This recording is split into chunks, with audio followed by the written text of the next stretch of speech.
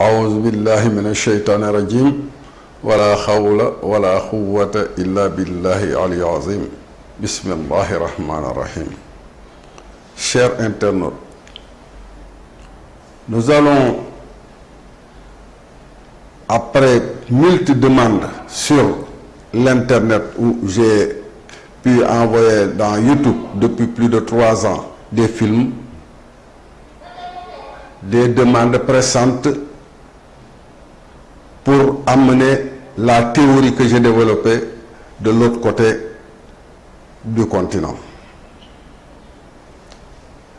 Ils m'ont demandé aussi de faire un site pour pouvoir donner des cours assez élaborés sur la marche de l'humanité à partir des livres de la religion, c'est-à-dire les livres du monothéisme universel.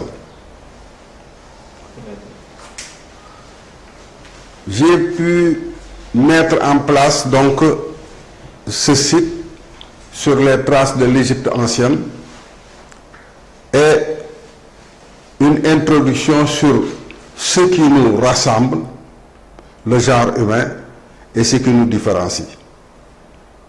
Nous allons entamer cette première leçon donc en tant qu'Africains subissant les méfaits de cette civilisation, faisant partie justement de cette catégorie qui subissent le plus les méfaits de cette civilisation, nous poser un certain nombre de questions et en tant qu'Africains, c'est-à-dire habitant le continent où l'homme est descendu en premier sur terre, où l'homme a travaillé pendant 120 000 ans avant de faire passer maintenant la connaissance dans le continent asiatique et européen après,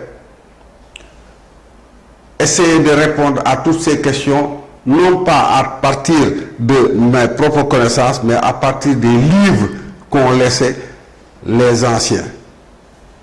Ces livres, on les appelle les livres de la religion monothéiste. Ils ont débuté en Afrique avec la Torah qu'on a donnée à Moïse. Après un cheminement assez long et une évanescence justement de cette théorie, le prophète Jésus-Christ est arrivé et on a essayé de transcrire son enseignement à partir des évangiles.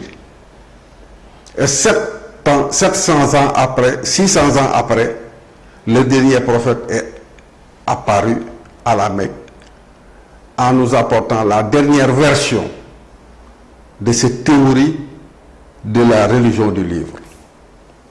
Donc, nous allons nous baser donc sur ce qui est commun à tout le monde, c'est-à-dire un livre qui est à la portée de tout le monde, que ce soit la Torah, que ce soit donc la Bible qui contient aussi bien la Torah que les évangiles, ou bien le Coran.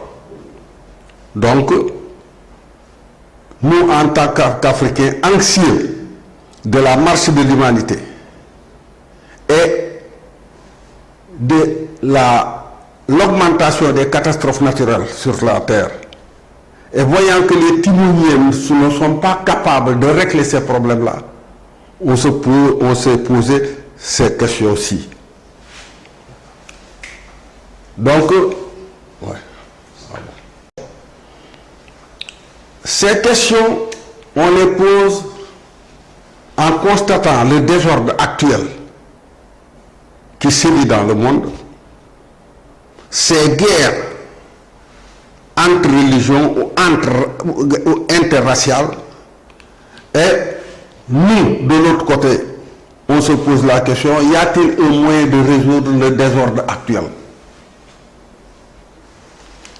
C'est notre première question.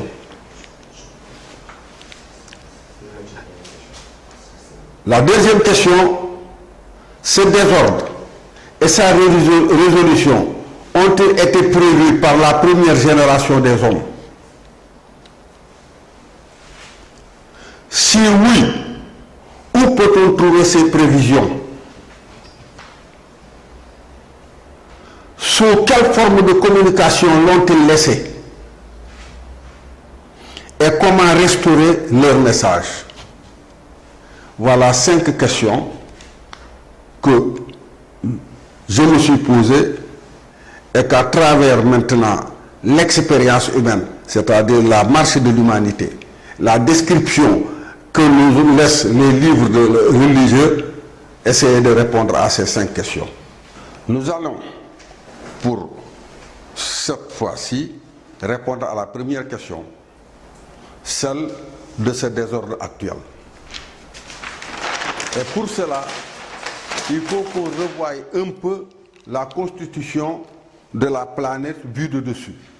Faisons un cercle.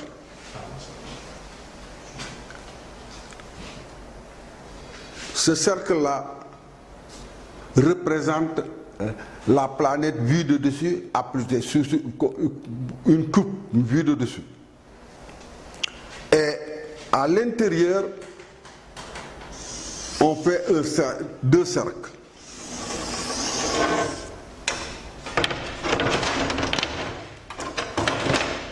Voilà. On fait 3 cercles. Ces cercles-là, ce sont les 3 environnements qui existent dans le monde. C'est-à-dire le cercle du milieu, c'est l'environnement équatorial, c'est-à-dire c'est l'équateur. Donc, on va mettre l'équateur. Le deuxième, c'est tropical.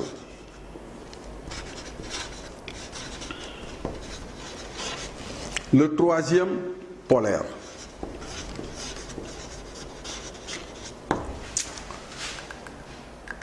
Comme je l'avais dit tantôt dans l'introduction du premier film, l'homme est apparu en premier au centre de la Terre. On peut comprendre aisément pourquoi, dans la mesure où ce n'est qu'au centre qu'on peut retrouver une température médiane, c'est-à-dire qui avoisine 25 degrés, où il ne fait ni chaud ni froid. À ce moment, l'homme pourra, sans habit, sans habitation, vivre correctement. C'est pourquoi les premiers hommes sont descendus dans cet environnement. Le deuxième environnement, c'est quand, par la multiplication, le berceau africain commençait à se remplir, les autres sortaient progressivement de l'île. Parce que l'Afrique est une grande île. Et il n'y avait qu'un seul passage pour sortir de l'Afrique, c'était le détroit de Suez, qu'on a creusé maintenant pour que ça s'appelle le canal de Suez. Et les hommes, en rentrant dans cet environnement, perdaient effectivement la couleur qui les protégeait de l'insolation solaire, c'est-à-dire la couleur noire, la mélanine. Et au bout de milliers d'années, en remplissant cet environnement, ils ont poussé plus loin vers l'environnement polaire. Et là aussi, les dernières traces de la mélanine qui restait dans cet environnement sont perdues au niveau maintenant de l'environnement polaire. Et l'environnement, comme nous l'avons dit, agit sur la forme humaine. Donc, 3 types d'environnement, 3 types de personnes existent dans le monde actuel. C'est-à-dire l'environnement équatorial où vivent les Noirs, l'environnement tropical où vivent les jaunes et l'environnement polaire où vivent les blancs. Et dans cette occupation première, ça s'est fait d'une façon naturelle. C'est-à-dire le noir émigre d'abord dans le premier environnement en perdant de sa mélanine pour devenir jaune. En continuant, il perd totalement la mélanine pour devenir blanc. Et ça s'est passé d'une façon normale. Mais maintenant, qu'est-ce qui se passe? Dans la marche de l'humanité, la connaissance est restée à l'intérieur de l'équateur pendant 120 000 ans et n'est sortie de l'Afrique qu'avec le combat de Moïse et de Pharaon. Et à partir de ce moment-là, Moïse, avec sa communauté, est sorti maintenant de l'Afrique pour aller vers l'Orient. En allant en Orient, ils ont poussé donc jusqu'à la limite de l'Orient, c'est-à-dire à l'extrême Orient, pour revenir maintenant en haut dans cette bande chromatique, pour revenir vers l'Europe. Par l'histoire nous le retrace, avec l'occupation des hordes sauvages qui venaient maintenant de l'extrême Orient pour venir occuper l'Europe. Avec les Vikings d'abord en premier, après maintenant la dernière vague, c'est-à-dire les Visigoths, les Tartares, et ainsi de suite. Quand ces derniers ont pu mettre en place une société, c'est-à-dire la première école qui a été mise en place, c'est en l'an 800 avec Charlemagne, et dans la progression, ils ont pu, vers le XVIe siècle maintenant, faire une renaissance. Et c'est à partir de cette renaissance-là que la civilisation occidentale a commencé. Mais quand ils sont arrivés maintenant à un certain niveau où ils maîtrisaient un peu la science, et avec la technologie, parce qu'avec dans la découverte, dans la progression de la chimie, avec la découverte maintenant des polymères, avec la polymérisation, on a découvert le thermodurcissable, le plastique. Et la technologie a pu progresser avec ça pour qu'on puisse rapidement progresser vers les régions les plus froides, les plus rigoureux de ce froid. Mais quand ils sont arrivés à un certain degré de civilisation, ils ont voulu en retour revenir en arrière, coloniser le reste. Et par la force. Et c'est là où maintenant le désordre a commencé. Parce que l'homme ayant une forme unique, avec un cerveau qui pense, et le cerveau est comparable aux puces d'un téléphone, où tous les puces sont identiques, on fait la différence dans la qualité des téléphones avec maintenant, bien sûr, la marque, mais sinon tous les puces sont identiques. Et l'homme, avec son cerveau aussi, qui est un analyseur d'ondes, a le même cerveau aussi bien en Afrique, en Asie qu'en Europe. Seulement la différence, notre différence, c'est maintenant l'environnement. Et dans cet environnement polaire, ils veulent revenir, par exemple, reconquérir maintenant le début. Et qu'est-ce qu'on a trouvé, qu'est-ce qui nous arrive maintenant avec les jaunes qui nous ont amené la religion et les blancs qui nous amènent la civilisation, dont tous les deux viennent maintenant de cette tradition africaine-là. Ils ont essayé d'oublier justement leur origine. Et à partir de ce moment-là, il ne peut pas avoir de direction parce qu'on ne peut pas savoir où l'on va quand on ne sait pas d'où l'on vient. Qu'est-ce qu'il leur reste? Un combat fratricide entre maintenant la science et la religion. Mais ce combat-là n'est pas le combat que devait mener l'homme. Dans la mesure où cette planète est une créature comme nous et qui a une durée de vie et que cette planète, d'après la science, qui est là depuis 10 millions d'années, on a déjà bouclé les 10 milliards d'années, on a déjà bouclé les 5 milliards, et qu'au début, il n'y avait pas de personnes, maintenant il y a 7 milliards d'âmes sur Terre. Et ces 7 milliards d'âmes sur Terre prennent toute leur survie sur cette planète. Les arbres, les animaux, le sous-sol. Donc on est en train de spolier la planète qui, à bout de 5 milliards d'années, dont les 5 milliards d'années qui restent vont se précipiter. Donc notre problème, le problème du désordre actuel, c'est le retour, par exemple, de cette science vers son origine, non pas par la force que les Blancs veulent imposer par la colonisation, mais tout naturellement, ça devait descendre d'une façon normale, réelle, par une fraternisation de l'être humain sur Terre. Voilà à peu près ce qui a poussé ce qui a amené le désordre. Mais le problème, notre problème actuel, ce n'est plus maintenant de pleurer sur ce désordre, mais c'est de ramener ceux qui pensent détenir la civilisation, dont ils n'ont même pas les éléments qui devaient les amener vers un but bien détourné, à revenir sur eux-mêmes, à voir que le problème, c'est un problème de cohésion universelle et non un problème de race.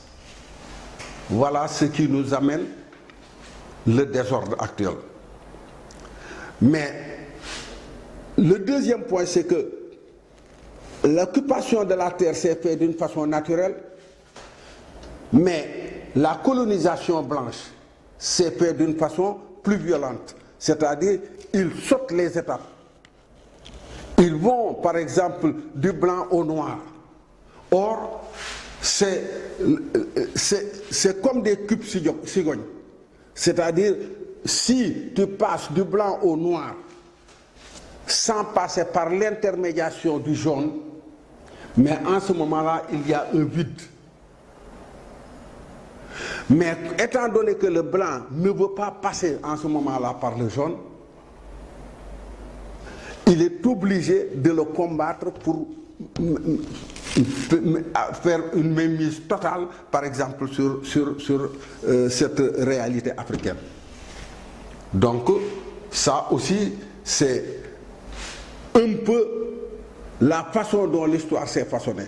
Parce que les Africains, en donnant les instruments de calcul aussi bien aux jaunes qui l'ont passé aux blancs, ils ont gardé le coefficient fédérateur qui permet à l'homme actuel de comprendre ce qui se passe réellement dans ce monde.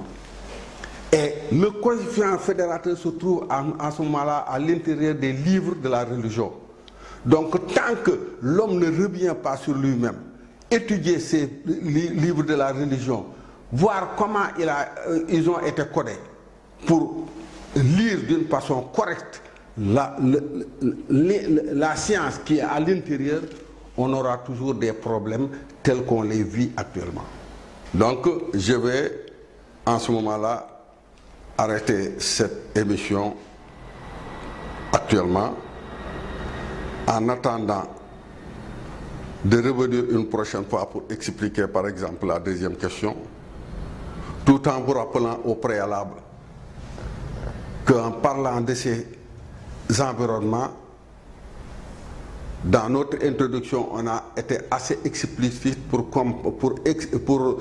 donner les raisons et les réalités qui jouent dans ces environnements-là. Donc, nous allons nous arrêter aujourd'hui sur cette première question en vous donnant rendez-vous pour élucider la deuxième question au taplet avec des principes maintenant scientifiques à partir de la raison cartésienne avec les outils de la science physique. Parce qu'il y a d'autres sciences que les timoniers actuels de la civilisation ne veulent pas reconnaître et qui sont antérieurs à leur propre science. Et la science, leur propre science est divisée en deux parties. La science de la relativité et la science quantique. Et la science quantique dont il ne peut pas progresser très loin, pourtant reste être la science de la religion.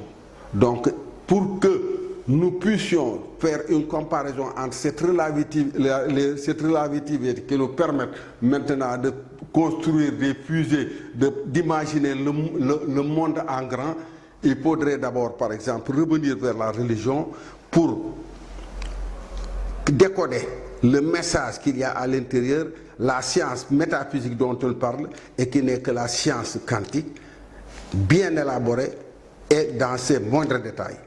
Donc nous vous donnons rendez-vous la prochaine fois pour attaquer cette deuxième question